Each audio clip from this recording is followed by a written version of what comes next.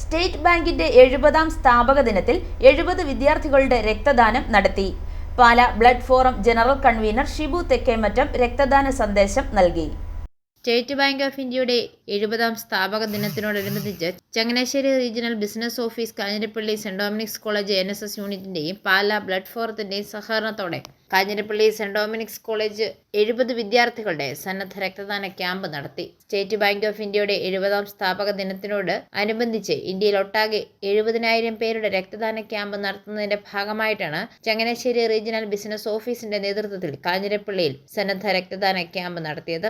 70 പേരുടെ 1000 രക്തദാന ക്യാമ്പിലൂടെ 70,000 പേരുടെ രക്തം ശേഖരിച്ച് ബ്ലഡ് ബാങ്കുകളിൽ നൽകുക എന്നതാണ് ബാങ്കിന്റെ ലക്ഷ്യം. Lions SH medical centre blood ബാങ്കാണ് ക്യാമ്പ് നയിച്ചത്. കോളേജ് ഓഡിറ്റോറിയത്തിൽ പ്രിൻസിപ്പൽ ഡോക്ടർ സീമോൻ തോമസിന്റെ അധ്യക്ഷതയിൽ ചേർന്ന സമ്മേളനത്തിൽ സ്റ്റേറ്റ് ബാങ്ക് ഓഫ് ഇന്ത്യയുടെ regional manager Anitha P camp ഉദ്ഘാടനം ചെയ്തു. കാഞ്ഞിരപ്പള്ളി ഗവൺമെന്റ് ആശുപത്രി medical officer doctor Grosanna Joy മുഖ്യ പ്രഭാഷണവും Pala blood forum general convener Shibu Thekkemattam രക്തദാന സന്ദേശവും നൽകി.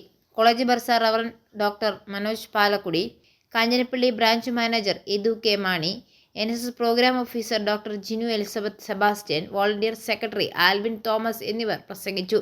SBI regional office Jayakrishnan TN, Kanjirappally branch manager എന്നിവർ ക്യാമ്പിന് നേതൃത്വം നൽകി. i4A news, Pala.